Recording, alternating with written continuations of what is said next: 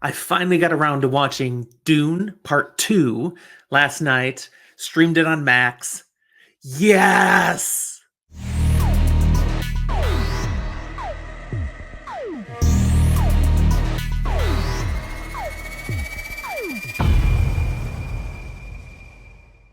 Welcome to Fantasy for the Ages, a show where a father and son talk about fantasy, science fiction, and other nerdy things we enjoy. I'm Jim, the father. That's all who's with you here today. Zach's off doing other things. Heck, I think he's at work. Some people got to do that. Me too, but I'm done for work today, so here I am to talk to you about my experience watching Dune Part 2 last night. Fantastic movie. If you enjoy what I have to say here today, be sure to hit the like button. And if you haven't subscribed yet, do it, please. Helps us out so much. Thank you. So, things that I loved about this movie. Man, the scope of the film. They captured so much. There was so much content. I mean, the thing was 3 hours long. I'm glad I didn't watch it in a theater. I could stop it and use the restroom, which I had to do more than once. I'm getting old, people. But they covered so much of the story, and it was just incredibly done. They captured so much of the essence of Dune. It was fantastic. I love the action sequences. Oh my goodness, all these combat scenes. And very, very true to the essence of the Fremen. They captured it beautifully, jumping out from the sand, their style of fighting. It's unique, it's special, and they were nailing it. And then finally, the beauty of the film. You know, people have talked about this director and how beautifully he does everything he's putting to the screen. Well, it's not overrated or overblown. He's really good at capturing gorgeous sets, vistas that are just beautiful to look at. The things he creates on the screen, they're fantastic, but it's not just that. It literally adds to the narrative. He does not create art for art itself. When he's painting these vast scenes of Arrakis, it's adding to the feel, the essence of what's behind the struggle. When he's putting these fantastic images before you, it's literally enhancing your appreciation of the film. So that was wonderful. Really impressed with all of that. I've got one more thing I particularly loved about this film, and that was the sandworms.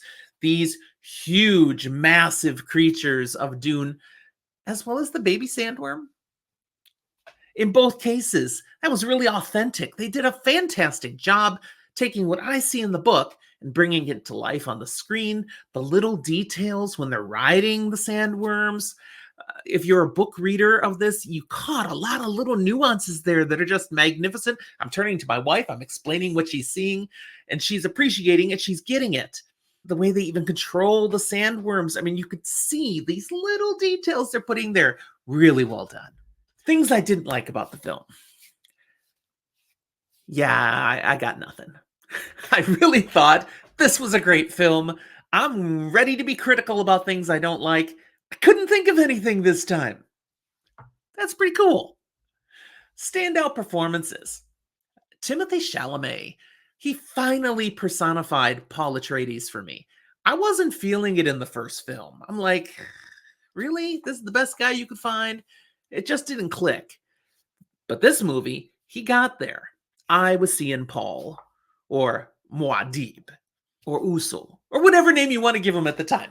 He's there. He's the character I wanted to see now. Well done, and good thing, because I think we're going to get more. I also impressed with Javier Bardem, Stilgar on the screen. His portrayal of Stilgar was incredible. The essence of the Fremen belief in the Messiah, Muad'Dib. He just sold that really impressively. And then I want to give a shout out to Florence Pugh. Her Princess Irulan, I was surprisingly impressed with how much she did with very little.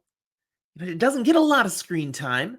There's a lot behind the little bit she puts out there, and she pours into it. She gives us nuance. She really contributed powerfully to the story. So I was really impressed with that. Well done. Great acting turnout there. There are a couple performances that fell short for me. Now, again, I love this movie. So these are not to a level where I'm like, wow, this really no messed everything up. Not at all. Not at all. But when I got to think of what didn't quite come through for me as I wished it would have, one was Zendaya. Her performance as Chani didn't work for me real well this time. At least not as well as I'd hoped. I didn't feel it was sufficiently authentic. Like she seemed to have trouble connecting with really what would be going on in Chani's head. I thought she played the part much better in Dune Part One. I didn't have those feelings. I had not been particularly impressed with her being cast in the first place for it. But when I saw her in the first movie, I'm like, oh, all right, I get it. She's doing it. That's not bad. I didn't feel the same way this time. I thought it felt short. The other one is Christopher Walken. Wow. Might be time to retire. It's painful. I enjoy me some Walken, but his performance as the Padishah Emperor was uninspired. Showed up and got his check. It just not much there. One comment I want to throw out here is that the first film really feels like a partial film. I felt that way when I watched it. I'm like, that's all? That's what you're giving us? Now, this one felt like an epic movie. And we needed the prequel of part one to be able to have and enjoy part two. But having them separate the way they are just feels odd. Perhaps we really needed them as one massively long movie. I guess it's too long a narrative. You can't have a 5-hour movie on the screen. That's just not going to work these days. But it really feels like it should have been one movie. Now, how do you edit it down? What do you do? I think it's impossible. I didn't feel there was wasted energy on the screen. Everything I saw last night, I wanted to see on the screen. There's just not a good place to split this. So they split it somewhere that worked, but this is going to be like, The Lord of the Rings for me. Those aren't really 3 movies. They're one big movie. Same thing. This is Dune. There's no Dune Part 1, Dune Part 2. There's Dune. And you got to watch the whole thing, and that's where it truly delivers. I am eager for the next adaptation, Dune Messiah. Hopefully we don't have to wait 3, 4, 5 years before they get it out. Hopefully they're already jumping right in because, man, give us more. This was great. I'm ready for the next element of the story. That's what I have for you today. Thanks for watching. Don't forget to leave me some comments. What do you think of my ideas, my thoughts, my reactions? What do you agree with? What do you didn't disagree with? I respond to comments, so put them down there. Thanks. We'll talk to you next time.